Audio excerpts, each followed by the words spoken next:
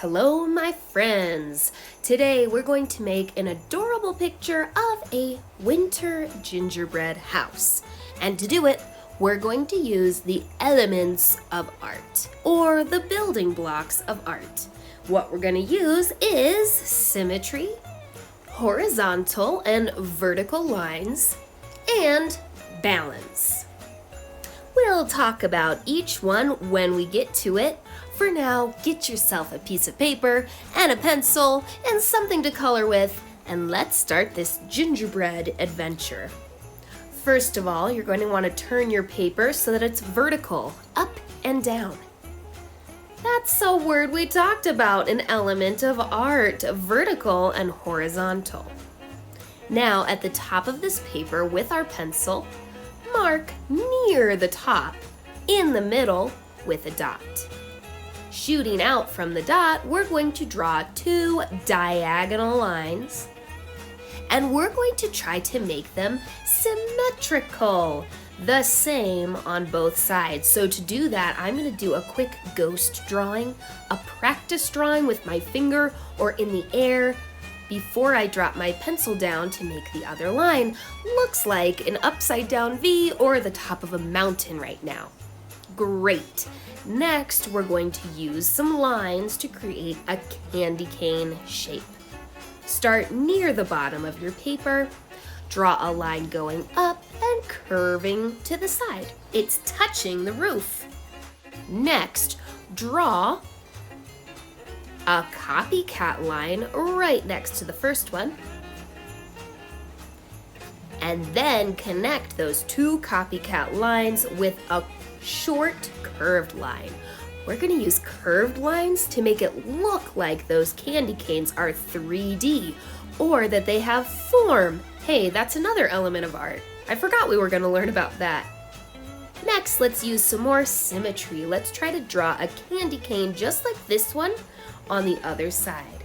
I'm actually going to measure with my pencil how low the first candy cane went. Then I do a ghost drawing and I draw my first candy cane line. Next comes the copycat line like this.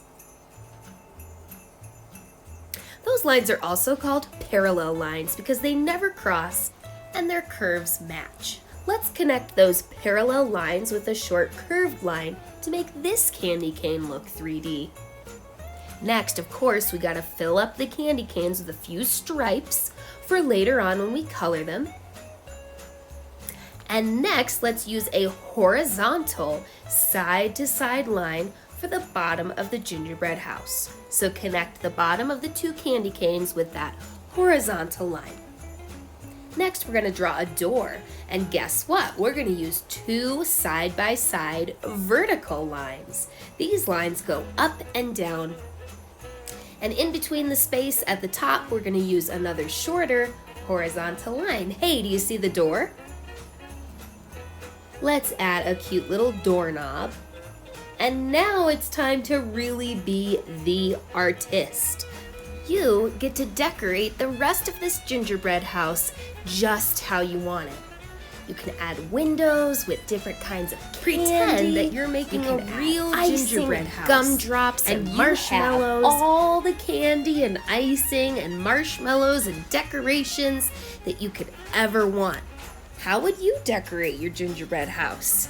You could draw a wavy line at the top to make it look like it has icicles on the roof. You could add rainbows on top of the roof to look like gumdrops. I added 3 circular windows with peppermints. I drew a circle for each one.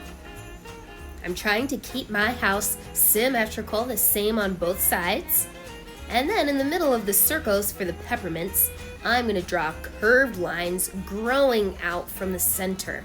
And I'm going to color these in with red and white later. I'm going to add some more icing snow around the edge of the door with a bumpy line. What else should I do? I'm going to add a little path that leads up to the house. Maybe this is made of a colorful chocolate bar. And then I'm gonna draw some icing, like a big icing puddle all around my house too.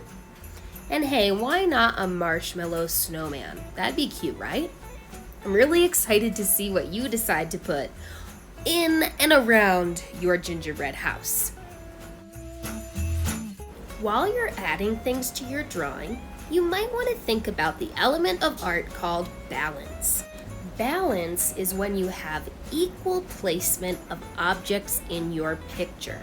So I have a snowman on this side and I'm about to add a chimney to my house. I probably don't want to add a chimney on the same side as the snowman, then all my details are starting to pile up on the right side. So I'm going to use balance, and instead I'm going to draw my chimney on the other side. Now there's lots of interesting things to look at in my picture on both sides. That's why we use balance. Once your drawing is complete, it's time to protect all your hard work with all those little details by protecting it with tracing. Grab yourself a black drawing utensil, that means a black colored pencil, Sharpie, marker, or crayon, and trace the entire drawing. After you're done with that part, it's time to bust out the colors and color in your gingerbread house. You can use whatever you have handy to color in your picture. I'm going to use a little bit of pan watercolor. That means it's watercolor paint in a pan. And before I use it, I like to splash a little water in each color to wake it up, like wake up paint, I'm about to use ya. Next, I'm going to color in the main color of my gingerbread house, brown, because gingerbread is brown. Now everybody knows that I'm making a gingerbread house, not just any old house. I'm also using a lot of red and green because those are traditional winter colors. And did you know that they are complementary colors? That means they're opposites on the color wheel. How interesting. I don't know if you noticed my kitty cat getting in the way. She loves the gingerbread project, and I hope you do too.